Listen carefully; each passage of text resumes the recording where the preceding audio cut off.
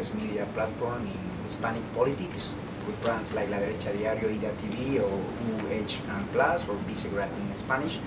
And I'm happy to be here. Thanks for supporting the new media, also in the Hispanic community. We try to fight against medias like Telemundo, Univision, CNN, or NBC News that are spreading fake news and attacking the ICE operations. We will premiere this Sunday the Real America's Voice, the right news show, the first Hispanic show against communism and woke culture that is promoted by people like George Soros to bring communism all over the world, like happened in New York. I have two questions for you, if you don't mind.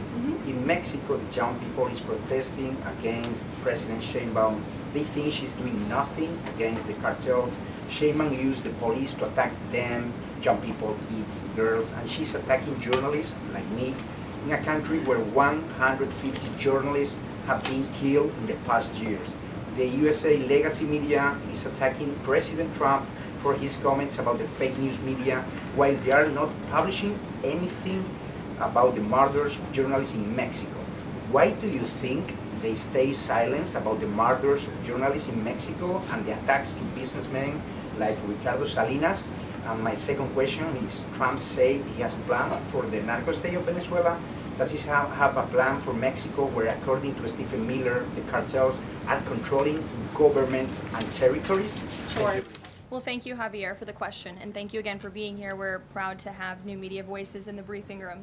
As for President Sheinbaum and the president's relationship with Mexico, I will tell you that we have seen historic strides from President Sheinbaum and her administration in Mexico when it comes to cracking down on the cartels. They have been incredibly cooperative with the president's efforts at our southern border to crack down on illegal immigration and also the illegal trafficking of drugs at the southern border.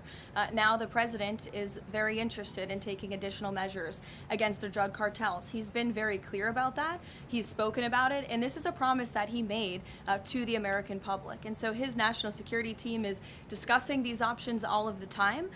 And on the campaign trail, the president promised to take on the cartels. He has taken unprecedented action to do so, and he has left additional options at his disposal on the table. So those are only decisions that the president can make. Thank you. What about the silence of the legacy media about the murders of journalists in Mexico? 150 journalists have been killed in the past years. Yeah, well, it's certainly something I wish the media would report on more, and it's something that this administration absolutely condemns. I can't speak for the media, but I can speak for the president. That's not something he wants to see. Thank you. Sure.